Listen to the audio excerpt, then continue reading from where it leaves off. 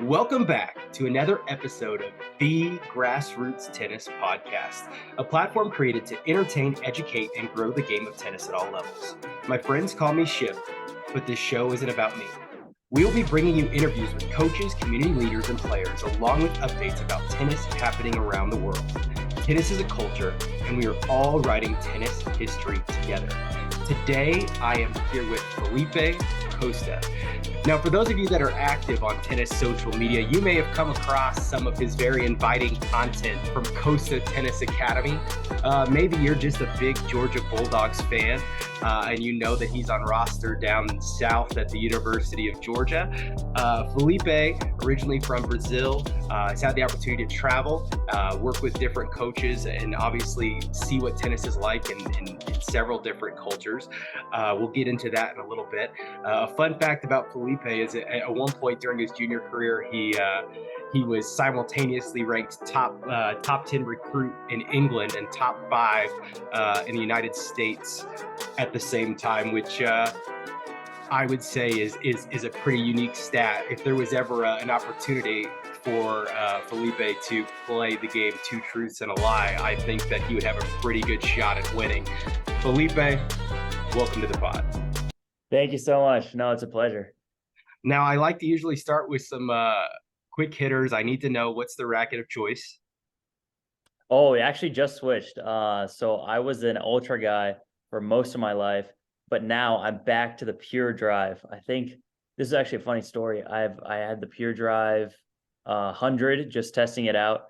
And then Jamie ordered some sticks for me and they came in as the 98. And I was a little scared to tell him that he ordered the wrong racket. So I stuck with them and I like them even more. That's awesome. I have a love-hate relationship with the Pure Drive. The Pure Drive was what I would call my first real tennis racket. Yeah. And I have tried rackets over the years, and every time I just end up back with the Pure Drive. It's an addictive stick, and there's something about when you hit a big serve with a Pure Drive, something about it just feels right. I don't know what it is. The euphoria, it's just like it's great. The synapse is firing in my brain. I'm getting all these positive feelings. I'd like to be unaddicted from the Pure Drive because everyone talks about great things with other rackets, and I've still yet to find a permanent fix and switch. That's a tangent for another day.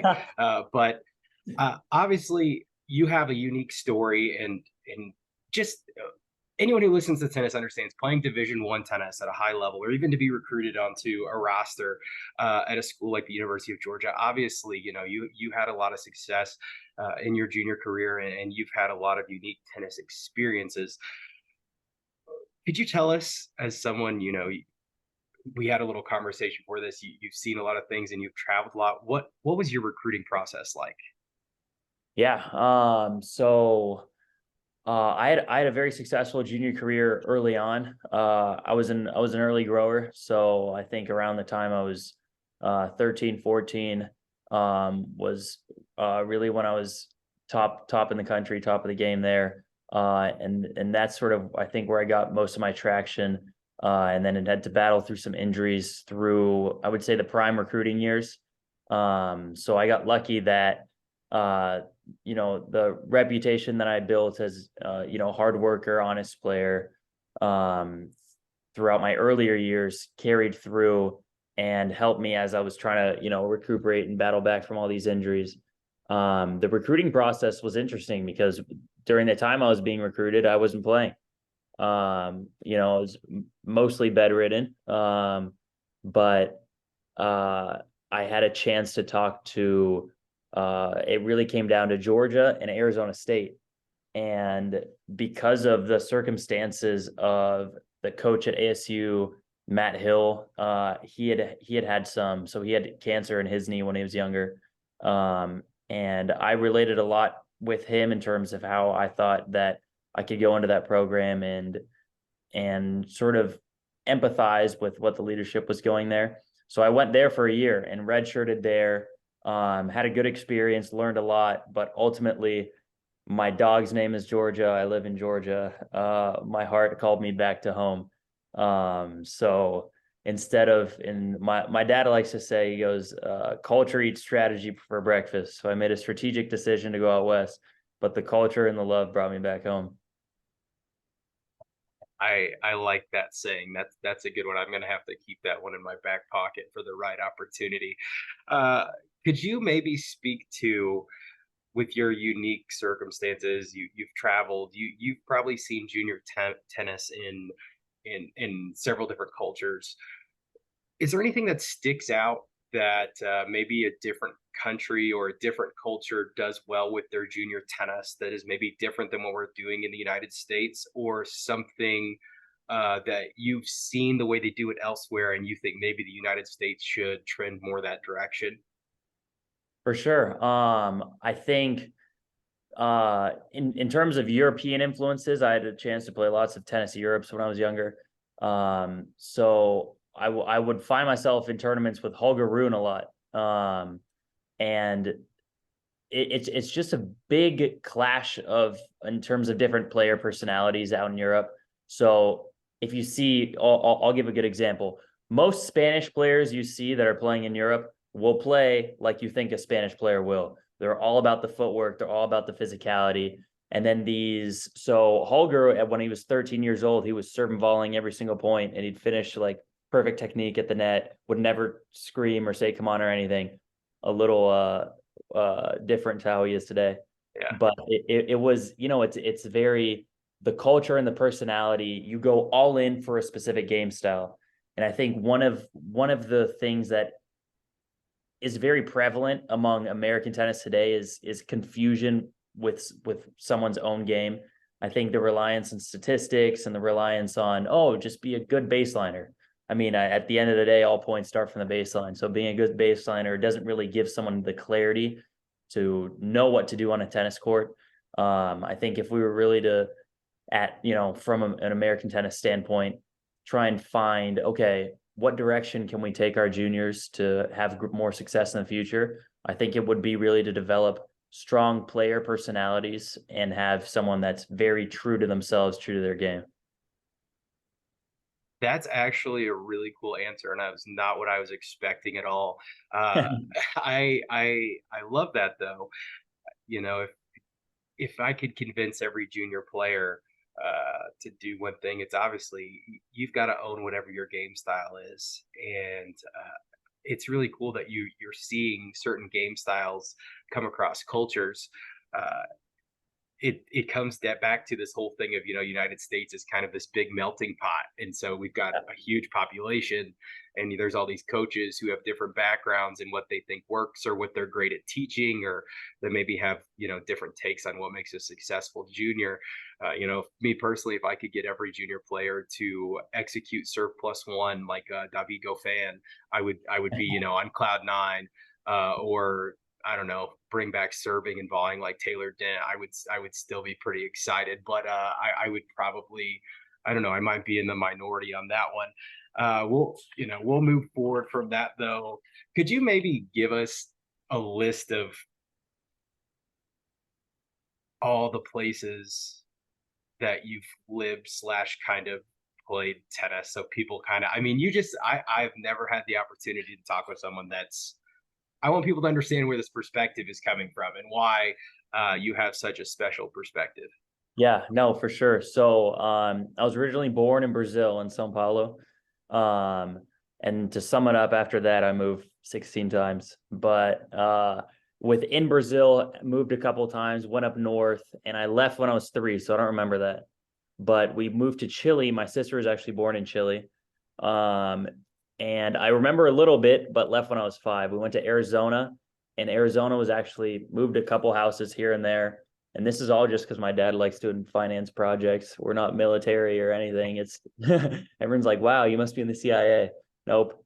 But I started playing tennis because in 2010 from Arizona, my dad had a work trip to New York, and it was first week US Open. And so my parents, they liked tennis growing up. They never were avid tennis players, but they're like, oh, you know what? Let's go to New York. We'll go around, and the US Open's at the same time. So that was even more motivation to go. So we had daytime session to the second round, and Federer was playing in the nighttime, but we didn't have nighttime tickets. So we waited outside Arthur Ashe, and everyone that would come out would be like, hey, are you leaving? Do you have any night session tickets? And eventually these two women walked out that were leaving, and they're like, yeah, $20. We paid them each $20 for the tickets, and it was just two. So my dad and I went up to the tippy top of Arthur Ashe, and the biggest stadium in college. Like, we could barely see what was happening. And at first I wasn't interested at all. I had my DS, for any of the kiddos out there that remember a DS, and I was just playing around. But I suddenly hear the roar of the crowd, and I look up, and this is Federer Brian DeBoel 2010, where he hits the tweener. Brian DeBoel is going to go. And I saw it happen, and everyone went nuts. And I was like, yo, no way. Put the DS down, watch the rest of the match. And then from there, that's where it all started. So Arizona was the birthplace of tennis for me. From there, we moved to England for 3 years, moved around a couple times in England. This was like north of England, Robin Hood area, Nottingham, where they're actually playing the Challenger right now. That's where I practice. Back to Arizona for about 10 months. Then I moved to Georgia. I was in North Georgia area, Johns Creek, Alpharetta. So I went to Chattahoochee High School for a little, managed to work with some great coaches here. Colleen down in Riverside, Marietta. Stephen Huss won Wimbledon doubles in 2005 is down here. And then I moved over. There's a big highway. It's called the 400. You move over to the other side, 400. And then started working with, a couple new guys, but ultimately everything kind of centered around Colleen, which is this Romanian guy down, more near Atlanta. But it's been a lot of different places. I had a chance to play in Iceland and Italy and near Africa, just traveling around for the sake of being in Europe. I guess you have to. And I think a big part of it was my parents, like my mom specifically, little country town, Brazil, like 5 hours away from any city. She never imagined she would live in the north of England and have the opportunity to pop down to Rome for a weekend. So we try to take advantage of all the traveling as much as possible. And I like it. I like moving. I think it's one of the reasons I ramble, on, and I just like talking. It's because I've had to become an extrovert and had to, meet so many people, which I think is something that ultimately helps, with the video making as well. I can just get in front of a camera and just blabber on all day. I've got a couple takeaways from that. First and foremost, anyone that heard the name Brian Daboul and does not follow him on social media, great former player, really good coach, puts out solid content. I like a lot of the stuff that he puts out. He's someone I would love to get on the pod at some point. My second takeaway from that is an extremely elaborate cover story for whatever secret organization that your family clearly works for. There's way too many details for that to be all true. You picked a super famous clip, that tweener from Fed. I'm like, this is a total cover story, but we'll pretend it's not for your safety and probably for mine now at this point. But we'll move on. So for the listener, for those people that actually stumble across the Grassroots Tennis podcast and eventually listen to this interview, obviously this man that I'm talking to today has had the opportunity to not just see tennis at a very high level and play some really good tennis, but has seen tennis from a lot of different viewpoints and cultures. I guess we should start with, if you could give one piece of advice to junior tennis players, what would it be? Well, if there was one thing that you think junior tennis players should really be focused on, what would you tell them? First, I'm going to tell my dog to be quiet. Give me 1 second. Yeah, that's totally fine.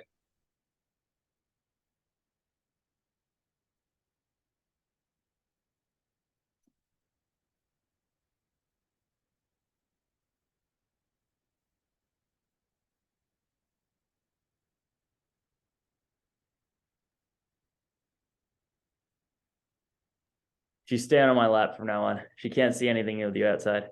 Yeah, that's fine. Just for the sake of cutting, if you wanted to repeat the question so you can edit it easier later. Oh, I just was saying, I don't know. That's quality content. All that dead space, what I might do is leave in the wonderful part of you asking to go take care of your dog, and then you coming back with the cute dog, just for the people who actually watch the YouTube video. But I'll cut out the dead space in between. We'll figure it out. But anyway, the question was, if If you could give one piece of advice to junior tennis players, what should junior tennis players be focused on?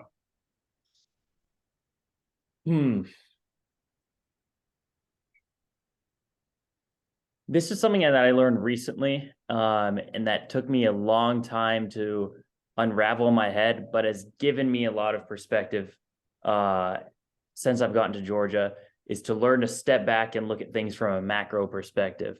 So at least from personal experience, I was really engaged and unraveled with the present moment, which is something that everyone always said, focus on the present, focus on the present. But I never took a chance to, especially when I was younger and was developing, to step back and look, okay, if I were to plan out my junior career and if I were to plan out my training and if I were to take a step back and look at it from a macro perspective, realistically, where am I? What do I need to do from an objective standpoint? Sure, I like hitting forehands a little more than backhands, X, Y, Z. Do I need to work on X more or Y more? Do I need to develop my serve? What type of body am I growing into? I think when you can take your tennis development in a level to where, okay, macro perspective, step back. If I'm coaching myself, what am I going to tell myself realistically without the emotion of, no, but I want to be a really aggressive baseliner. But listen, you're going to grow up to 6'9". You should maybe start raining down some serves, right? And I think having a realistic perspective and understanding in terms of being aware of what's happening, what I like to say is being aware of something is already halfway to solving the problem. Being aware of your own tennis game, taking a step back, I think can really help a lot of juniors. It gives you a sense of calm. It gives you a sense of control over things because then you realize that the whole thing is a process. Because if you just stay day in, day out, then, okay, what process are you thinking about? Just the daily process, which is really, okay, that's where the work is done. But in terms of having a goal to reach, having a potential that you want to achieve in hand, I think can really help mentally a lot of the younger players today. Just a couple. I mean, that's good life advice. That's not just tennis advice. That's life advice. Looking at the bigger picture is always a good thing, and perspective is everything. When you're young, it's kind of like your entire life or your entire tennis game is looking through the biggest window in your house, but the blinds are closed, and you're only just barely opening the blinds and looking through just like that one piece. But whenever you're looking at your tennis as a whole, you got to open those blinds up all the way so you can see everything in the window. You can see farther into the distance. You can see things off to the left, off to the right. And then just from a perspective standpoint, it's kind of like a known evil is better, than an unknown evil. If you're playing matches and you're getting frustrated and you're aware that, your frustration is you're just not doing well enough with your backhand. Okay, well, that's a problem and you can problem solve that. There's no reason to get angry with that in the middle of a match. You knew that going into the match. So unless it's just kind of a fall apart. I know that's a little tangent, not exactly what you were saying, but it's adjacent. And anyone who's listening to that advice you give, I think that's applicable advice. So hopefully people will be able to take your advice. You obviously are putting out some great content right now. I personally have been really enjoying it. I pay attention to as much tennis content as I can, and then I share it with my own juniors that I coach uh, through just social media and forwarding those videos, especially when I find something that it's like I've been saying it a million times, but I needed someone to say it a different way or just say it from a different voice. It's nice that people like you are putting that out there. Obviously you've grown a decent sized following pretty quickly. So I gotta know, uh, what do you feel like what's the best tip you've given so far? What's the secret to the sauce? There was got to be one video that was like what people are like, wow, this was amazing. Is there some like what was the best tip that you've given? It's interesting. You can look at it from a numbers standpoint in terms of, okay, I did a video recently where I taught people how to use the hand signals in doubles. Mm-hmm. And people love that because then they'll share it with their doubles partner and whatnot. Right. And you're just tweaking up the algorithm there and you're just helping your video blow up.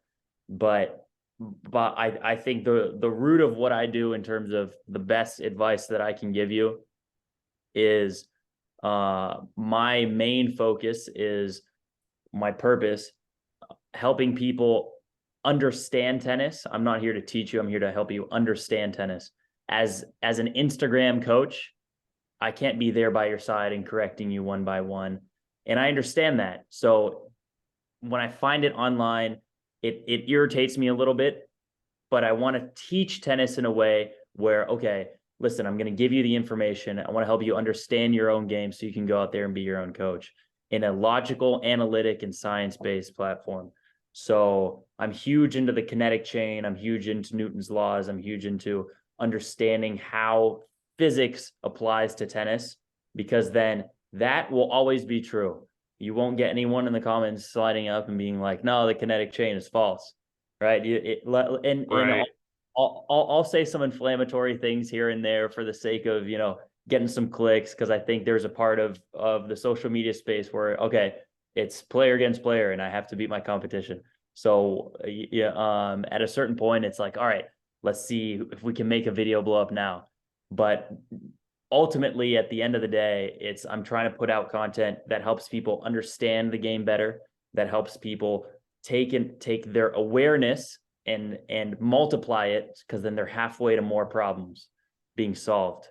I think the kinetic chain is and the physics emphasis of tennis is one of the most important things that most people don't know. No, I think that's great. And then obviously it's very difficult for people to argue with the content that you're putting out. It kind of keeps the trolls away, or there'll be people within the comments that'll just take care of that problem for you, which is wonderful. So obviously that's a great way to roll. And I don't dislike the way that you're going about things. Most of the things that you say in a lot of your videos, I'm like, yep, nope, I've heard that before. Or that's kind of a, for someone who's been coaching a long time, a lot of the things are common sense. But you have an ability in some of those cases to kind of say things in your own way, and it's the way that we articulate things that sometimes draws our audience. It's Mm. the way that coaches speak or put things into perspective that sometimes makes them a great coach. And clearly you're doing something right, because you're obviously getting the interaction and a lot of follows. Do you have a favorite video that you've made? Doesn't have to be the best video, but do you have a favorite one that you've done so far? So and this will be a grassroots tennis special. There's one coming up that isn't out yet, where it's some of the best advice that I've gotten is that tennis is a game of errors. There's lots of other sports that exist inches away from perfection, like gymnastics. You can be a decimal point away from a perfect 10. I like these shooting sports, you're like barely away from hitting the bullseye every time. And you can have games or archery matches, I don't know what they're called, in which you literally have a perfect game. But that's never tennis. And I don't think professionally or any high level you have a perfect match. Similar to golf, like there's always things that need to be better. And in tennis, it's not a battle of who can be more perfect, it's who can mess up less. No, I think that's fair. I like that take. I will have to clip that. That might be what what we share on on the social media. I don't know. We'll make sure and throw that up and tag you in that. Um, the Let's say you had the opportunity to coach somebody in person, and they are coming to you, and they're a good tennis player. They by good I mean they're at least intermediate level. They when you initially look at the forehand, the backhand, the serves, the volleys, the footwork, the fundamentals, they're all at least presentable. They're solid. If somebody came to you and they were trying to go from good to great, or even great to excellent, or excellent to elite, um, is there something that you would, whether it be a drill, a habit, or something? What is something that you, both as a player, as a coach, and just as a tennis brain, would say really moves the needle for people who are trying to get better? I make them teach tennis to me. As soon as they understand how they think, and as soon as they know why they're doing things on a tennis court, they teach themselves. It's actually miraculous. The way I start almost every lesson is, let's say I have a brand new player, no matter the level, and all right, I'll start with the forehand, just a classic. Teach me how to hit a forehand, and they're like, what do you mean? and then they'll go through, and usually halfway through they'll be, you know what, you're right, I don't know. I'm like, well, I haven't said anything. And they'll know that there'll be things that they need to work on, and they know where their game breaks down. But it's hard because when you have an emotional attachment to your own tennis game, it's tough to address the things that need to be addressed. Usually what you most want to find will be found where you least want to look. So what you're saying is you're going with the foolproof approach of being able to teach something is a higher level of understanding. So do you often, so have you ever had someone that maybe you've done that with, and they went home and they were spending hours researching, and then they're like, okay, I'm ready to teach you, and they come back just all fired up about it? Have you ever had that experience? Yeah, it's funny. My parents love playing tennis, and they'll often ask me to coach them. And my dad is one of those, well, I'll call him the YouTube wizard. He'll watch Tsitsipas one-handed backhand for hours Yeah. on and whatnot, and he'll be like, I found the secret thing. And then Yeah. he'll tell me all about Tsitsipas's backhand. And then I'll be like, all right, what about your backhand? I'll be like, no, but Tsitsipas does this, this, and this. And I was like, did you watch any video of yourself? Do you know how your body's coming through on your own backhand? So it's interesting. He's looking at things that he wants to look at, but where he really doesn't want to look is, okay, if he watches himself play, maybe he doesn't like it, doesn't like what he sees. But I think there's a point you made in terms of the higher level of understanding.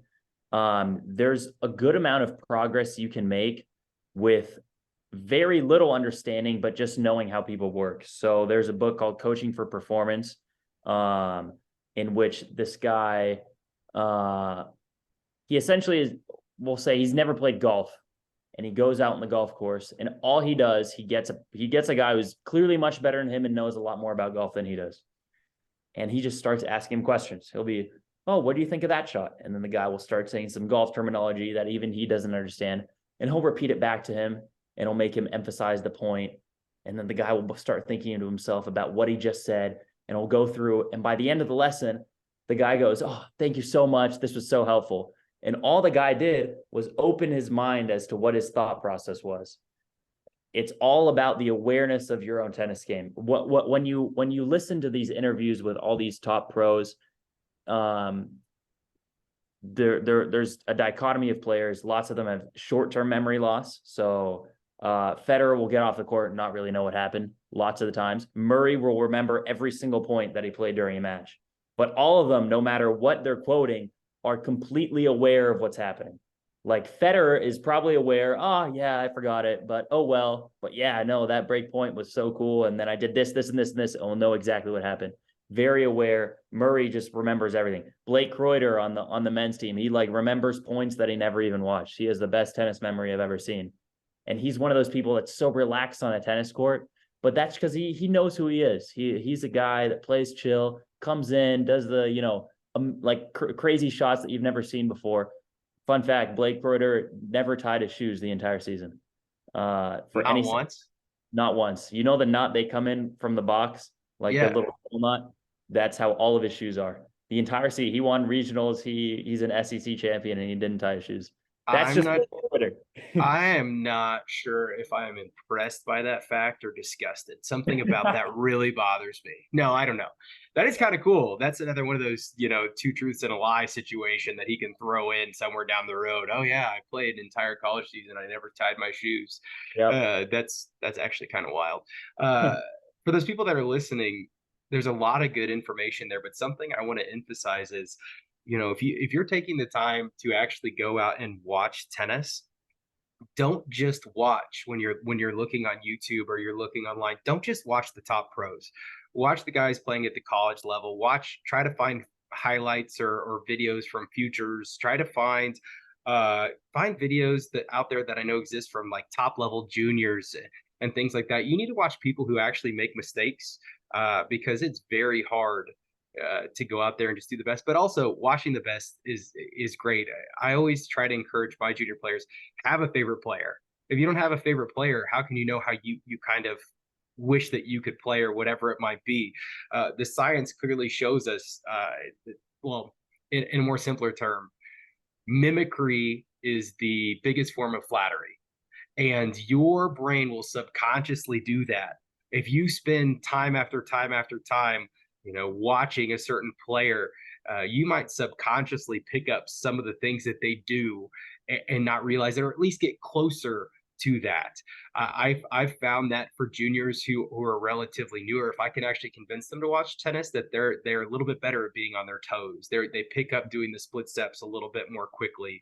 They're especially beginner intermediate players. They follow through more often, or what it might be, and that's at that lowest level. But then, like to what you were saying, that's actually how I learned to play tennis. I YouTube was kind of young when I was young, and I don't remember exactly what year YouTube came out, or when I started watching a lot of tennis on YouTube. But I used to watch. I look up Andy Roddick, and I would watch him, and you could watch slow mo videos and then longer videos. And I had watch Djokovic, I'd watch Murray, I'd watch Federer, whatever it be. And then I bought a camera, and I would go out to the tennis courts, put it on the tripod, and I would practice my friends, or I would hit serves, and then I would go back and I'd watch the highlights, and I'd be like, that's not right. You got to fix your palm. Your palm's not right. Or your grip is slipping. That's not the grip you want. And for years, it was torment of I would play like absolute crap in matches because I was so worried about the swings being right. So you finally get a point where you're happy with your swings. You're like, okay, maybe I should be a little more results focused or whatever it might be. I think watching yourself is obviously, has a lot of value. So And anyway, there's actually a cool story. My favorite story about watching tennis is so Murphy Casone, NCAA semifinalist this year. Him and I have been friends since we were maybe 13, very close with him. He was my roommate freshman year of college, actually. And Murphy used to hate watching tennis. He would hate it no matter what, didn't like to watch tennis. And all of a sudden, within the past, I would say 3-4 years, he got real good.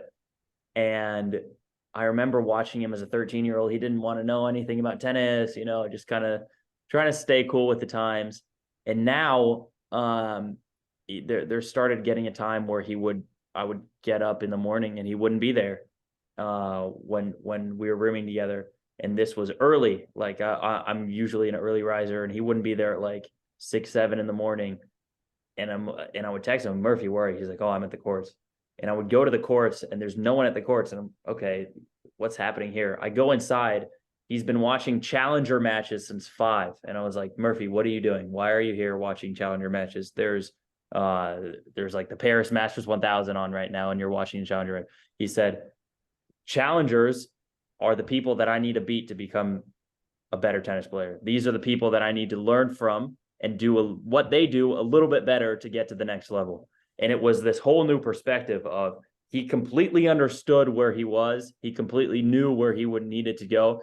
And everything in his life was devoted to either training, eating like the craziest diet I've ever seen, watching tennis. It was super like strict discipline into even what he watched wasn't, highlights from, hot shots of 2022.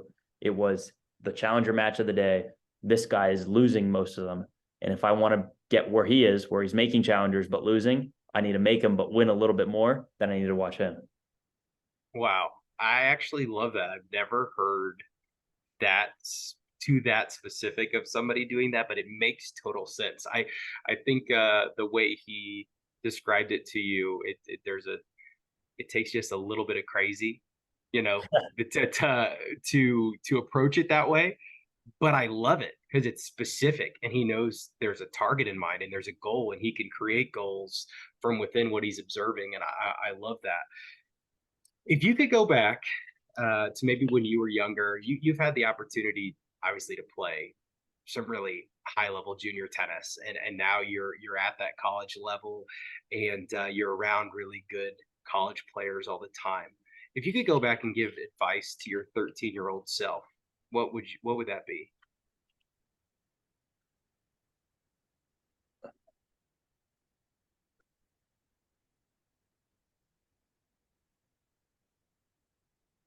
I think a silly one would be go to the doctor. Get yourself fixed sooner. No, but I genuinely believe, and this is, I think this past year being at Georgia specifically has been one of the biggest learning experiences of my entire life. Having these, incredible influences, like all of our fifth years this year, Ethan at the highest level of the game now, and every single one of the players on that team just has an incredible passion, but they're all relaxed. It's almost like, I think I'm always an overdrive and always a hard worker. And to me, it didn't make sense how Georgia, this infamously one of the greatest programs of all time, and we just had an incredible season, how these guys were, they were chill they were okay with who they were and, with their tennis game. And yes, they wanted to get a lot better and whatnot, but they didn't stress and kill themselves over, the obsession over this game. And I think it's good to be obsessed over getting better at exactly what you want to do. But at a certain point, you're not going to perform your best when you're constantly under tension. And if I were to go back to my younger self, I think I would show a snapshot of, look at this team dynamic. Look at these guys who are some of the top college players in the country, and they'll get off court and be like, what a nice match. What a beautiful day.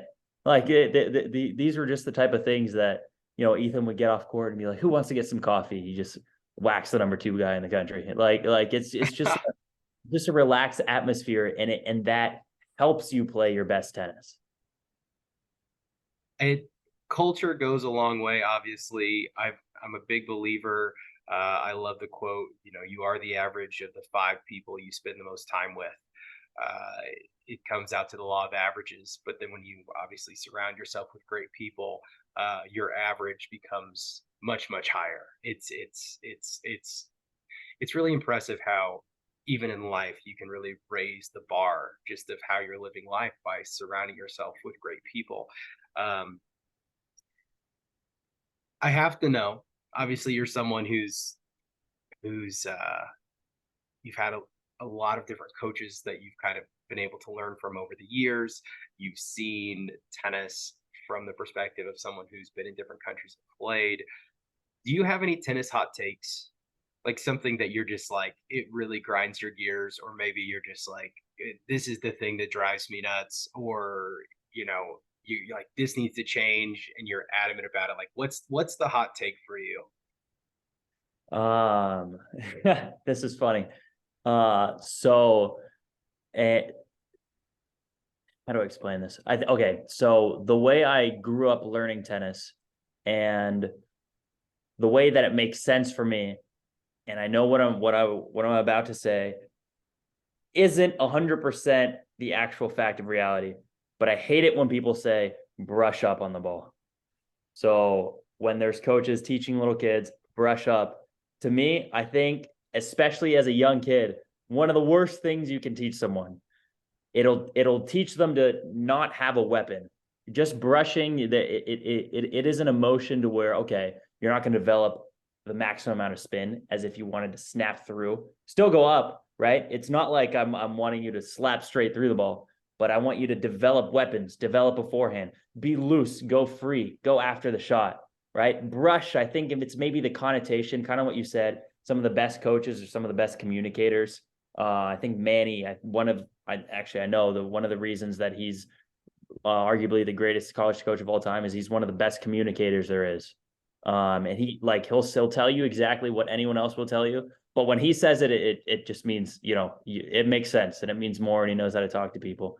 And I think the connotation of how you influence someone's mind to think exactly what you're teaching them, brush to me is the word shouldn't be in tennis. But I know it's a very common thing to teach. Yes, it teaches the correct swing path.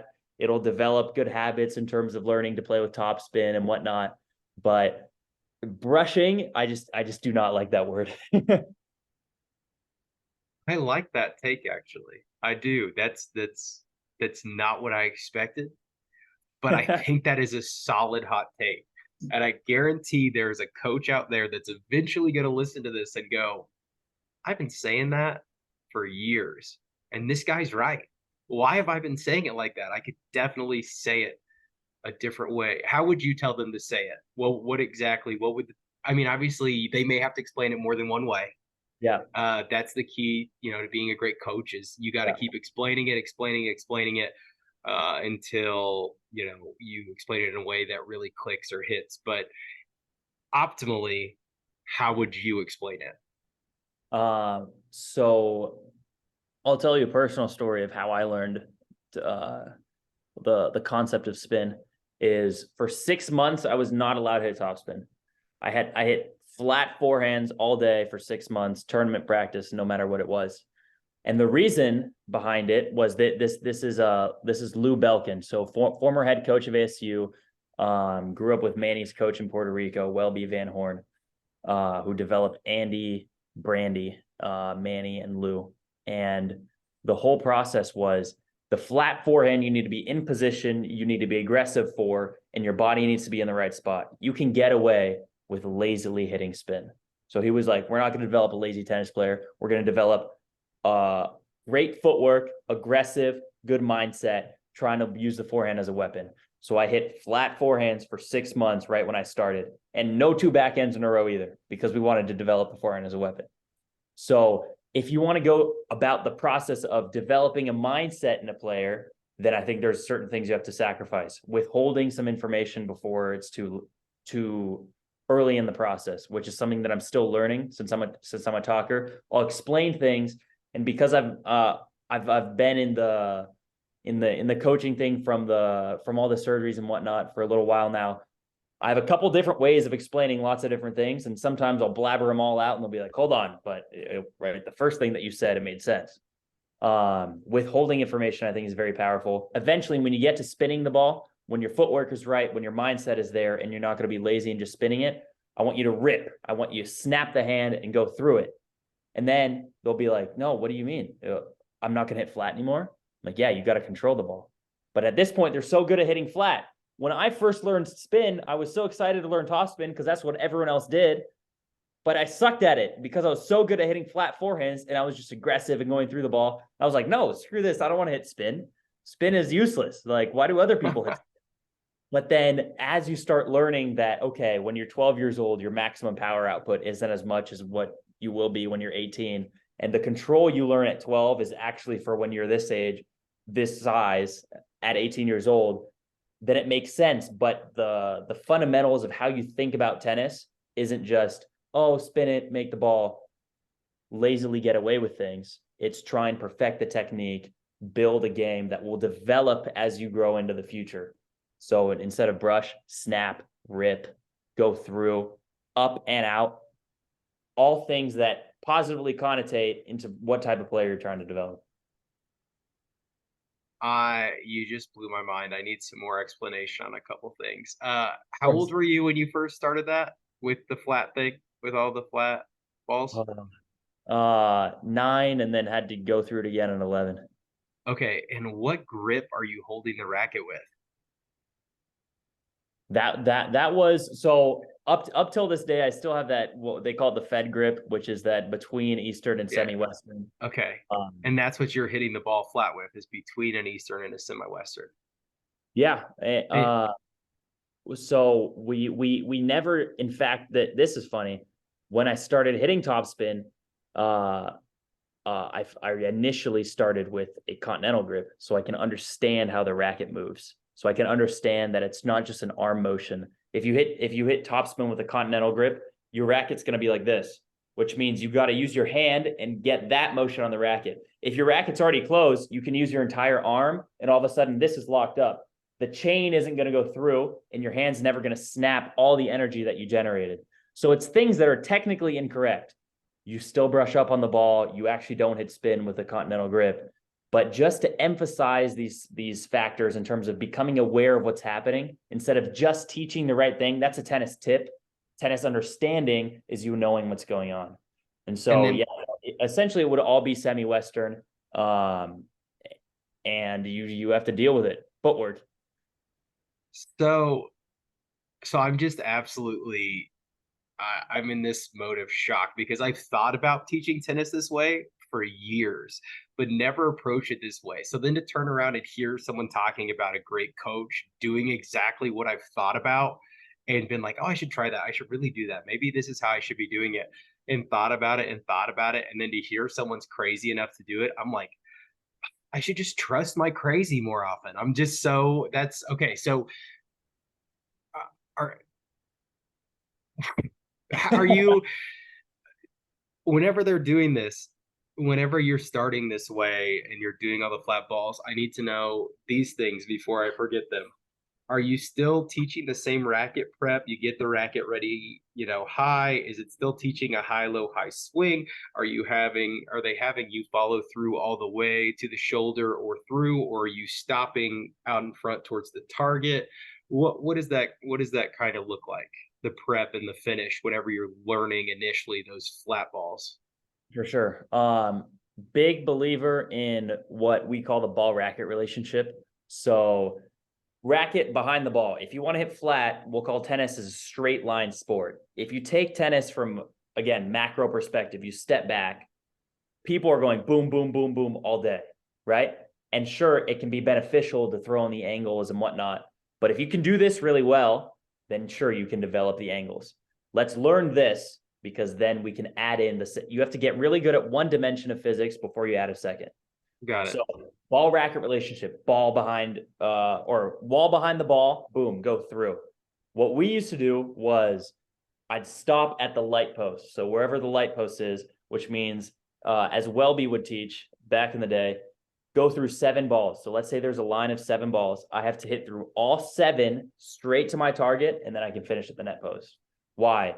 All the energy that I'm generating with my chain and my body, footwork, prep, hip, fire, everything is concentrated. Your margin of error from hitting the ball becomes larger because every single one of this 7 balls is going in the same direction. You can time things slightly off and still be correct.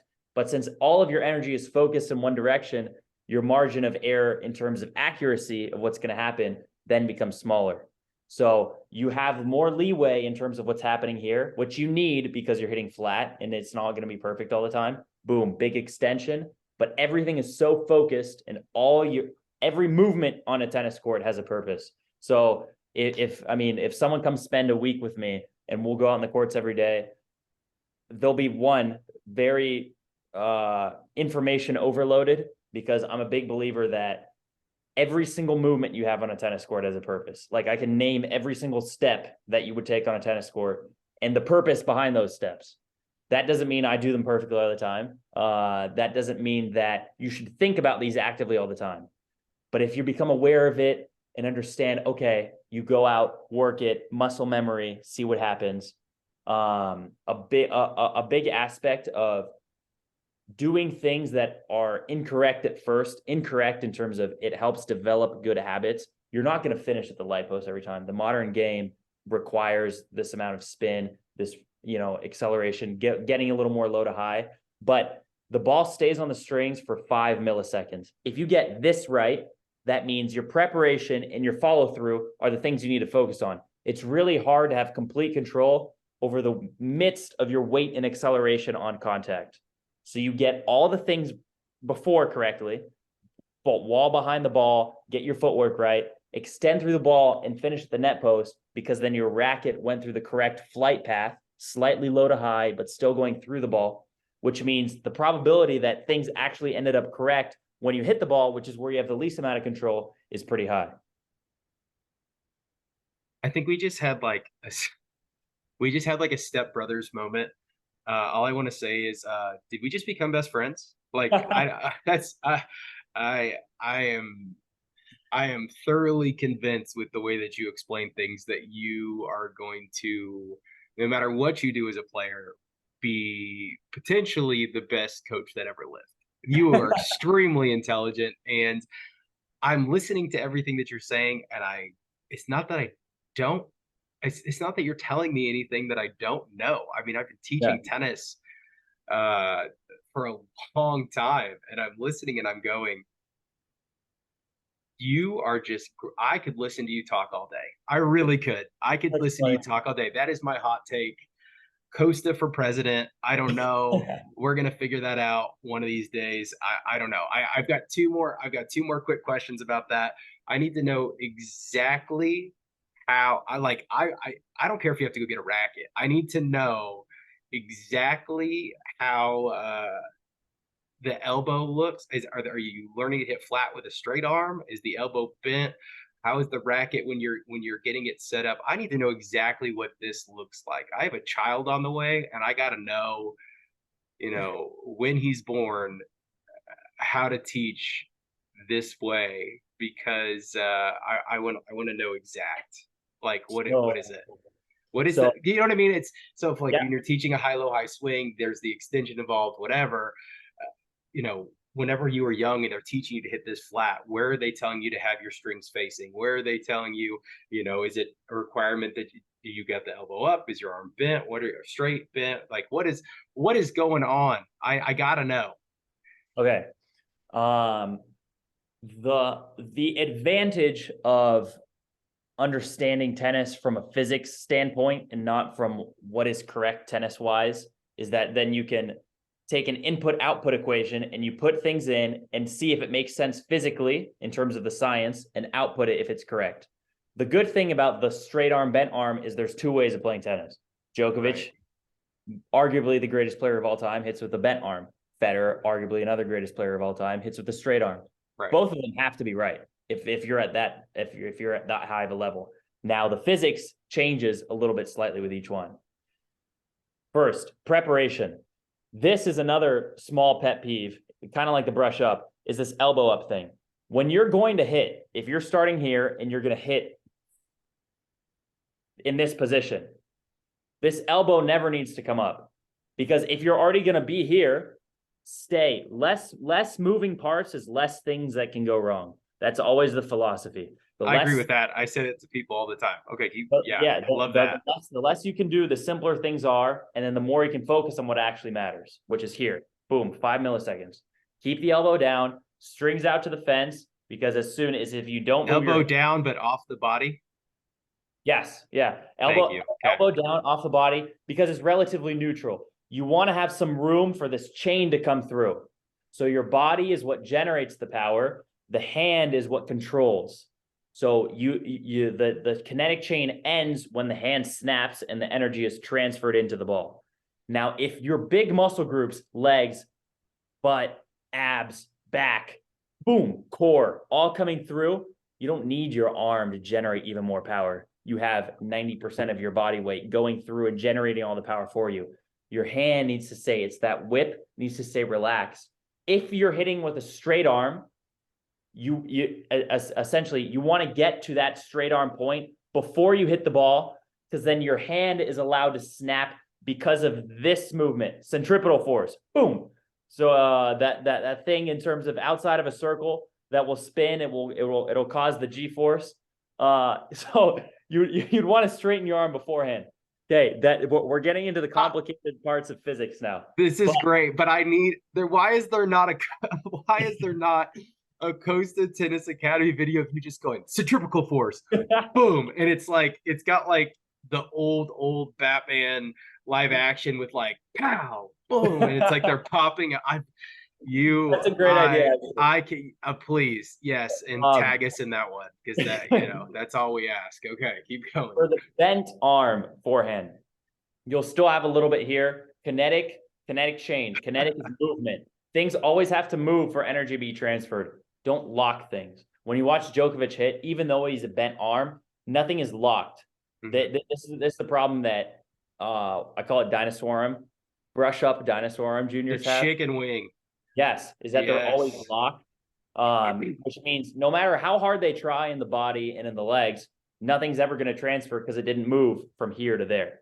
So even if you're with a bent arm still needs to move through. Ben Shelton does a very exaggerated example to where he, boom, will throw this forearm, and you'll have this whip of both the elbow and the arm going in that direction. So he'll finish with his elbow way there, because as the straight arm forehand will have the hand just snap at the end, the bent arm forehand needs the whole arm to come through, but still an emphasis on the hand because that's the last part of the chain.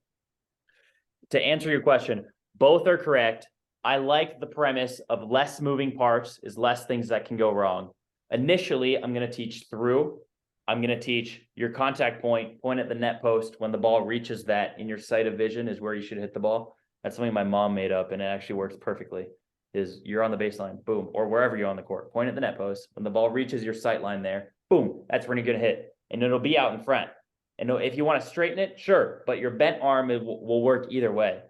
The focus is going to be generate with your body, relax, snap with your hand, go through. Keep this elbow down. There's no point for it to become up.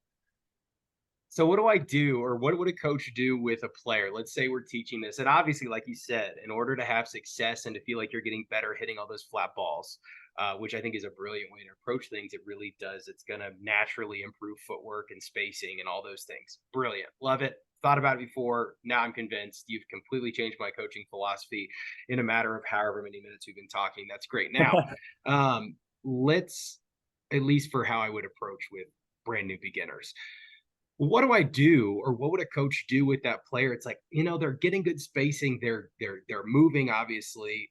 How big of a deal were your coaches making about whether or not your uncoil was great, or whether or not you were actually in a really good athletic position? Does that come later, or is that like that part is important from the first day? So, the most influential coach I've ever had has been Lou Belkin. This is the guy from Arizona. Currently coaching Nathan Ponwith, who's on tour. He coached at Arizona State for like 26 years. Coached some Wimbledon finalists, doubles. And anyways, legendary coach, very respected amongst the elder generation of college coaches. First day I ever had a lesson with him, he brought me a sheet. And this is a pretend sheet, but it said kinetic chain on the top, and it was 9 bullet points about your feet, and then something about your hands here. And I don't remember what the hand thing was, but the whole feet thing was, it was tennis is played from the ground up. Everything in tennis is based on footwork. Your athletic base will be the root of all tennis. And it was just, the full emphasis was on 100% athletic position, 100% legs. So the flat part is the fun thing to talk about. It's fun to go on and make videos about, oh, this is actually what we have to do at the end, because these are easy fixes, right? These are tips. Keeping your elbow down is a tip. Understanding and improving a tennis game is learning, get your butt down, get low. These are Lou is like the footwork king. He has an iPad in which he'll watch random videos, and very specifically random videos, because he wants to find similarities no matter what the time. So anyone can pick out one video of one player and say, look how he does this. He'll go through and get 10 random players. Oh, this is a practice session in Indian Wells in 2016. And here's him doing it again. Australian Open 2025. And it'll be the same footwork, and it's very specific. And it'll be like, what do you see? Like a very, wise old man. And I'll be like, Lou, I don't know. It's something new.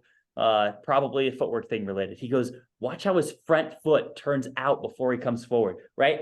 And then you watch every single player who is at the top of the game, and every single one does that, and you're like, oh wow, I thought it was just like a stupid little thing, but maybe it's actually important. And then you go out in the court, and the direction your foot is turning, he gives it a name: out step, drop step, you take ground, all these different things, which, I'm trying to make videos and crank out this content because I want people to know. But all these have a name, and all of them have a reason. And if tennis is a sport that's played from the ground up, that means anything you do from the ground will have an effect coming up. So the way in which your first step is taken, the direction in which your foot is facing, it all has a huge influence in what happens up here. Now, what do we only focus on? Right, this, right? In terms of your focus is boom, right there. Yes, the 5 milliseconds. Yes, that's what your upper body is going to focus on. But 100%, the most important thing is the base. He told me a story. There was like this Russian. It's all about that base. Yeah. He told me a story. I don't even know if this is true, but he told it when I was maybe 10 years old, and I still remember it to this day. He goes, there was a Russian coach who spent 2 years preparing his players to hit a tennis ball. And I was like, what do you mean? He goes, for 2 years, they were learning throwing medicine balls, doing exercises, and they're just constantly in a wide, low athletic base and learning to move and whatnot. And eventually, after 2 years, once they had drilled in their mind that their legs are the most important thing, and then they started working on their hands. And they're like, okay. And apparently they went on to be successful players. 100% a made up story, because that would have been, front page news by now. But he hammered the point home in the legs, the root, the foundation, the base. It's a base for a reason, right? If your hand was the most important, it wouldn't be the base of tennis, right? It's all feet. That's why you watch these top guys and their movement is so good. That's why they don't have a jack chest. They have insane quads. So if I follow the Belkin method, what you're saying is that if an 8-year-old shows up for a first lesson, he's going to hand them a 9 or 10 bullet spreadsheet to start. If an 8-year-old shows up for the first lesson, the lesson's going to be at a Starbucks, and he's going to sit both the parents, the son, and maybe the sister down, bring the dog too, and it'll be, listen, if we're going to work together, we're going to be the best. It's going to be hard. The parents are going to be involved. I'm not only going to teach the son, I'm going to teach the parents as well. I'm not going to be here for much longer. At least he didn't know. If one day I'm to go, you guys need to know what I'm teaching. So I'm going to teach you at the same time. There has to be one parent at every single practice to understand what's happening.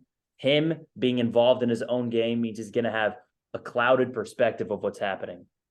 Once you sit them down and you have that perfect storm, as he calls it, that unwavering commitment, then a piece of paper isn't scary.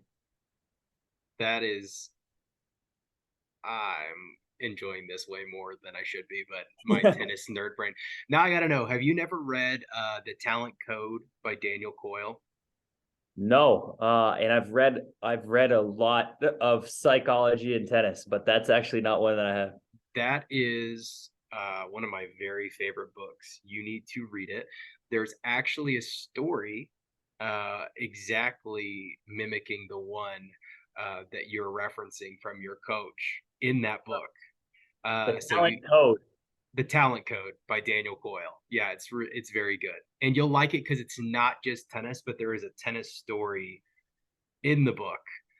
It talks about this one lady, older, middle of nowhere, Russia, and that's how she teaches them. Teaches it almost like a dance class. Yeah, for the first however long, and that's a part of their development. And they never hit a ball until their footwork is absolutely perfect.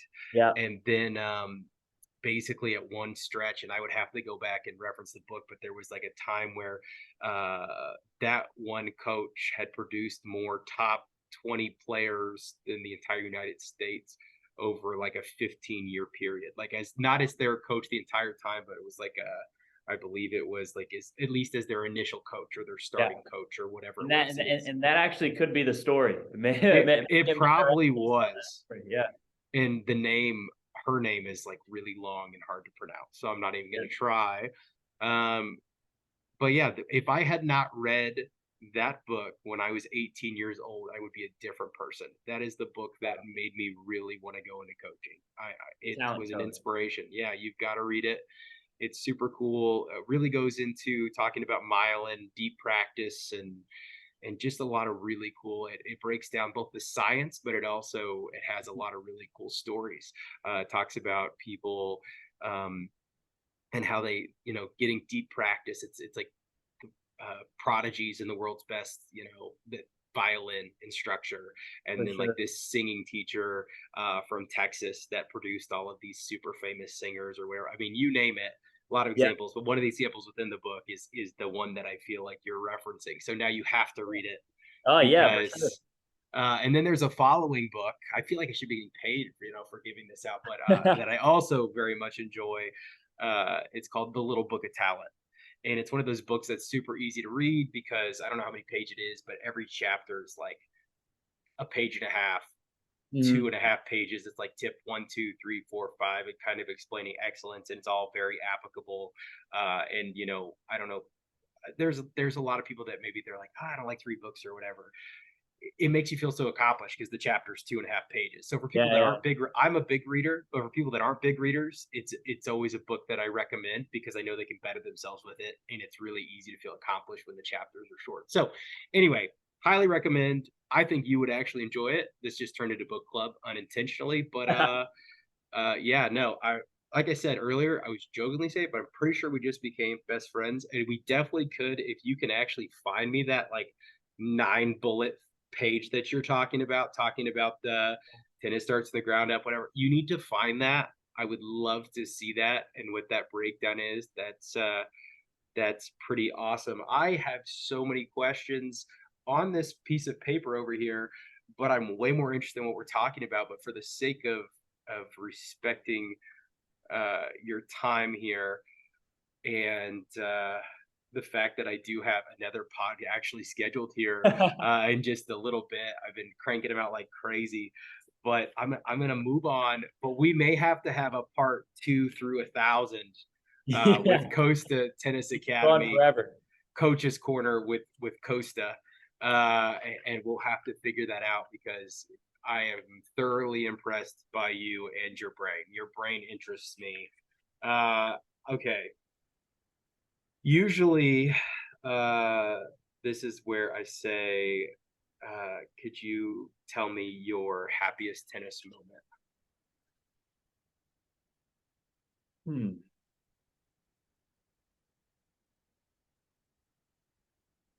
He's thinking for those people that aren't watching on YouTube and are listening to that dead space that I don't want to edit out later. All right, go ahead. I That's a was, tough question, though. It is. It's a yeah. tough one. I was taught to think before I speak, and I like giving good answers. No filter on the Grassroots Tennis Pod. You just gotta like let it flow. Let it flow. No, that's actually that's a good quality. That's a likable quality. One of the most memorable that I've ever had was I wasn't even playing the first time I went to Wimbledon. Um, this was Wimbledon 2014. First Saturday, we waited in the queue for 9 hours and 15 minutes. Nathan was playing. So Lou's player at the time was playing junior Wimbledon, and he was playing at 4 p.m. Maybe we got there at 7 a.m. It was at that time was the longest queue ever recorded. Wimbledon 2014. I think Federer was doing well that year. We actually got lottery tickets to see the final. Djokovic, Federer, fifth set. Djokovic wins. Anyways, first Saturday we go, and we didn't have center court tickets, and the 100% the thing I most wanted to see ever was going on center court. And we essentially finessed the security guard, and because everything's very British and strict and people follow the rules there, and so you're not supposed to go on center court if you don't have center court tickets. But my mother, being Brazilian, she has a very strong accent, and she put it on extra strong that day. She said we flew over all the way from Brazil for one day to go to Wimbledon, even though we just drove 3 hours up from the north. And essentially, she said, listen, my son needs to be on center court. He needs to see exactly what's happening. We go in, and I just immediately start crying because it's like the coziest atmosphere you've ever been in your entire life. And as soon as I left the court, I look up and there's a double rainbow. It was kind of like this thing like sent from the gods. It was just that 1 minute was like the most unbelievable experience. That is actually really cool. That's a great answer. Here at the Grassroots Tennis Pod, we believe in giving people their flowers. Who is someone that is underappreciated in the tennis community? Oh, I think the parents, the parents of all these incredible players. In terms of there's so many. You hear the story about the crazy parents and those ones that are crazy, pushy of their kids, and the ones that you don't want to see at the tournaments. But there's so many that go through so many sacrifices that they could be spending their Saturday with their friends in the restaurant near their house, but instead they're driving down to Rome, Georgia in January in the outdoor cold during a snow delay to see you play your tournament year after year, week after week. So I mean, unbelievably thankful for the sacrifices, both time wise, financially, patience, because they needed a lot of that with me.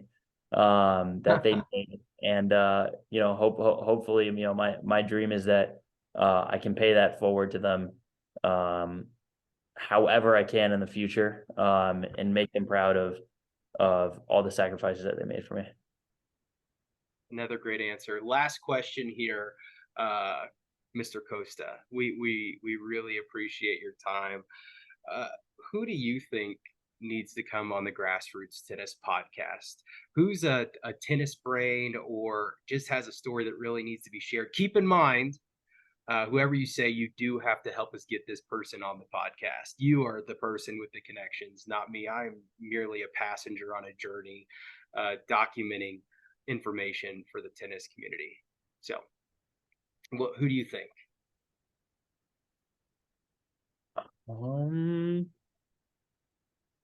I think it obviously Ethan Quinn would be a fantastic one to have on. He's got an incredible perspective, being so good, so young. But I think another fantastic one would be Trent Bride, who just graduated from Georgia. We don't have official captains, but he was a big leader and had a big impact on all the young guys, especially this year. I think if you really want a great brain and a great perspective, I think Trent would be one of your best bets. He's very principled, very disciplined, loves saying no, which is something that mothers like to hear. That makes me nervous for trying to get him on here if he likes saying no. I might not be able to get him, but I think those are both great. I love it. I just want to thank you for giving us, your time today. I have a feeling this will not be the last time we chat tennis. I will probably be harassing you at this point and picking your brain. If I get to be too much, you'll have to be like, chill out. You're driving me nuts. You'll have to just let me know. But yeah, thanks for coming on. And for those people who are listening to the Grassroots Tennis podcast, do us a favor, share this with someone that loves tennis. And if you like what we're doing here at the Grassroots Tennis podcast, make sure to obviously subscribe. You can find our videos both on YouTube and Spotify. We are working on getting all of our content onto all places that you can find your podcast to send your content. Additionally, give us a follow on socials. If you follow us, we will follow you back. We want to be friends with everybody who wants to be a part of what we're doing here. And if you have any follow-up questions or someone that should be on the Grassroots Tennis podcast, you can email us at grassrootstennispod@gmail.com. Mr. Costa, thank you. We appreciate it. Much. Thank you so much for having me. This was incredible. We will talk again soon, very soon. 100%. So that I can keep picking your brain. All right, you take care. Thank you very much. Have a good one. Hey, you too. Bye.